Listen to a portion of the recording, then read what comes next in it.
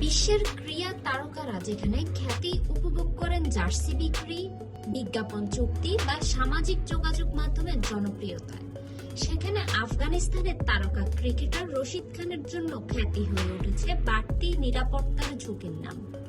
যুদ্ধ বিধ্বস্ত দেশে শীর্ষস্থানীয় ক্রিকেটার হিসেবে বেঁচে থাকার কঠিন বাস্তবতা তুলে ধরেছেন তিনি ইংল্যান্ডের সাবেক অধিনায়ক কেভিন পিটারসনের সঙ্গে এক সাক্ষাৎকারে পিটারসন জানতে চান কাবুলের রাস্তায় স্বচ্ছন্দে হাঁটতে পারেন কিনা রশিদ। উত্তরে রশিদ স্পষ্ট বলেন তিনি তা পারেন না এবং নিরাপত্তার জন্য বুলেট প্রুফ গাড়ি ব্যবহার করেন।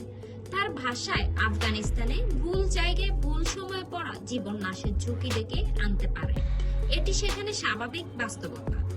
রশিদ খান বর্তমানে আফগানিস্তানের সবচেয়ে পরিচিত মুখ। আইপিএল ও বিগ ব্যাশের মতো লিগে সাফল্যের কারণে তিনি শুধু ক্রীড়া তারকাই নন, সম্ভাব্য রাজনৈতিক বার্তা বহনের প্রতীক। ফলে নিরাপত্তার ঝুঁকি থেকে রক্ষা পেতে তাকে সবসময় কঠোর নিরাপত্তার মধ্যে চলতে হয়।